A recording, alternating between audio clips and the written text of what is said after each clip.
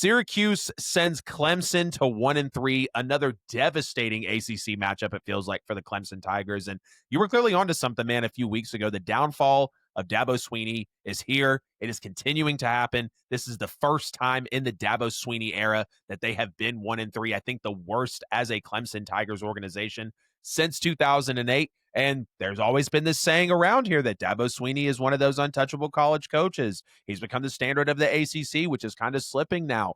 But now things are changing. This season is shaping out very differently. You have a very overhyped quarterback in Cade Klubnik who is just not able to perform on a consistent level. What are your takeaways from this game, Marcus? I mean, I think you've got two big things. The first thing is, I'm right. We're done. The Clemson Tiger experience, it's done. It's over. There is no more aura. There is no more fear, right? This wasn't Clemson on the road in Syracuse. This was Syracuse in Death Valley after a lightning delay, getting a win over Clemson. Clemson shouldn't be ranked after this week. I'd be shocked if they are. But then again, Notre Dame's 0-2 and they were ranked heading into this week. So crazier things have happened. But you take a look at what happened. I mean, big things that stuck out to me. They ranked them. I certainly hope not. This wasn't all bad for Clemson, right? Adam Randall, their running back, had 227 all-purpose yards, 130 on the ground. He had 44 receiving at a touchdown. TJ Moore had 8 for 92. Wesco had 79 receiving yards as well. Cade Klubnik, 363 and 3 touchdowns, but he threw the ball 60 times, and they turned the ball over late in that game as well. Yeah. On Syracuse side of things, it almost kind of felt that game started off and, they go down, they score the opening drive, and then it almost kind of felt like you're New Orleans Saints in that Super Bowl, come right out and just onside kick it. Like, let's just surprise it. Let's pounce on them. It was so weird. Let's keep it. It was really weird, but it worked. And they ended up going up 2-0, and they didn't look back after that. I mean, again, like I've said it before twice now on this show, the aura of the Clemson Tigers is gone. The aura of Dabo Swinney is gone. Cade Klubnik, the most overrated quarterback in the nation, not named Arch Manning through 4 weeks of college football. I think it's pretty safe DJ Lagway. That is the case. Or DJ Lagway.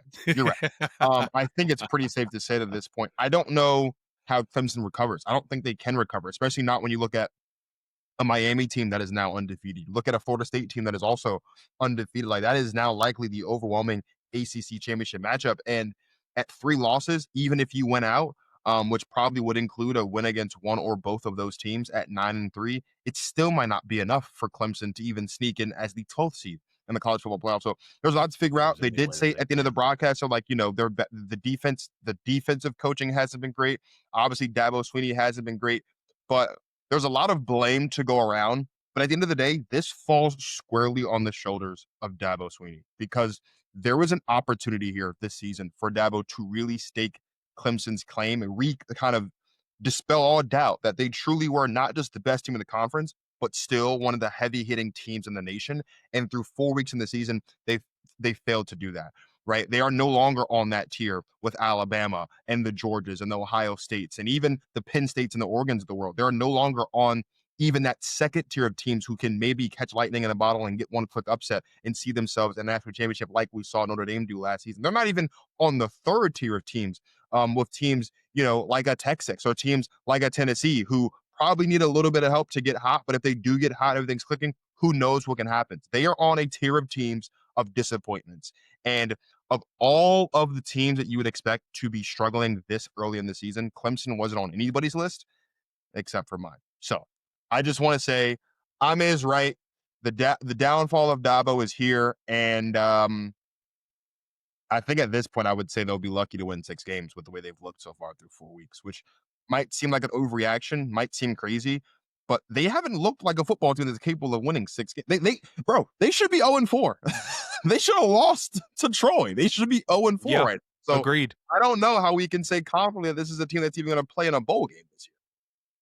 Yeah, I don't see how they do either. The Clemson Tigers are just playing bad football right now, and it's crazy to see because they come in so overranked.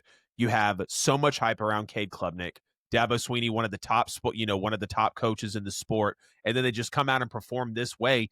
This team is really starting to shape up like the Florida State Seminoles did last year. Like, they were great the season before.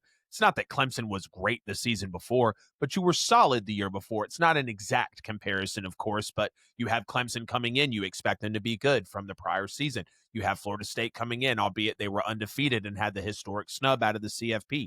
You expected them to be good. They started off horrible, had the worst offense in the nation, ended up going 2-10. Now you have Clemson starting 1-3. They really should be 0-4. It really feels like the same skid, these top tier teams that have been around in college football for so long, and now Clemson is just falling down the rabbit hole. Syracuse came out and was just absolutely torching Clemson's defense. I mean, Syracuse had 10 plus plays.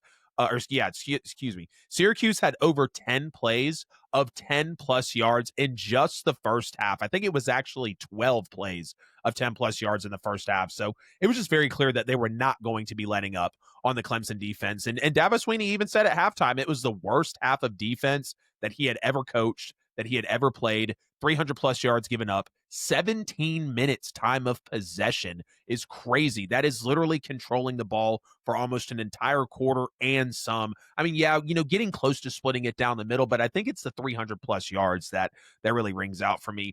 Clemson is the only team that is a Power 5 team who trailed by 7 points in every game and has not had their head coach fired because the name is Dabo Swinney. UCLA fired their head coach and Virginia Tech fired their head coach. Like, they just were not playing around when it came to the way the season was playing out. The lightning delay really gave Clemson a chance to rally. The fact that Steve Angeli, the quarterback for Syracuse, ended up having to come in place of, was that correct? Am I thinking of the correct name? Yes, Steve Angeli was in, and then he goes down with a non-contact leg injury.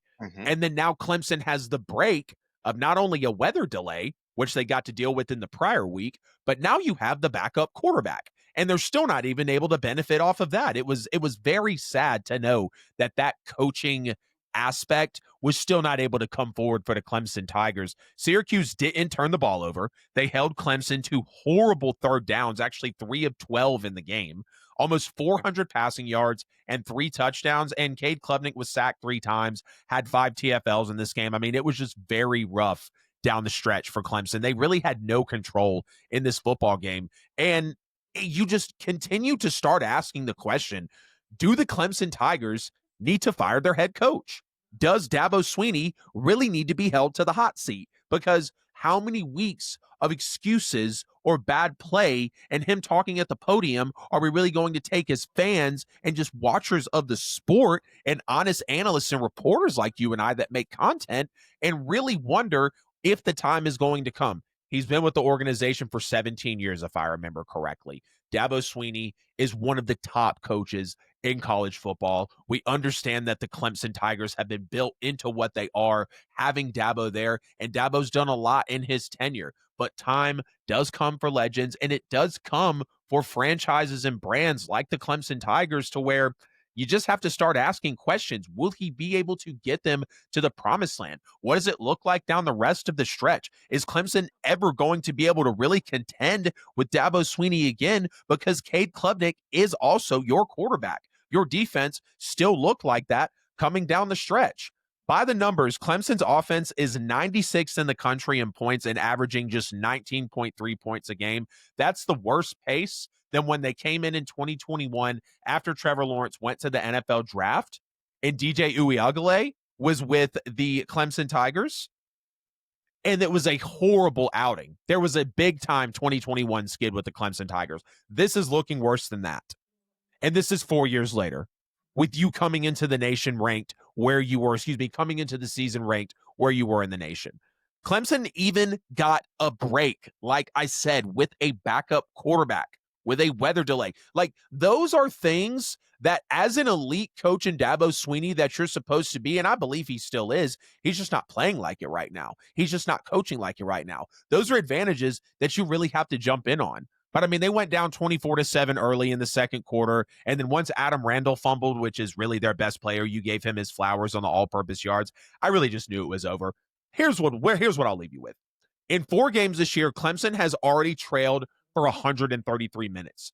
That's only 14 less minutes than they trailed the entirety of last season, and they played 14 total games. They trailed for 147 minutes total last year in 14 games. They have trailed for 133 minutes this year in 4 games, 10 less than that, basically 3.5 times less. Like, however you want to slice this cookie, this pie, this pizza, whatever you want to look at it as.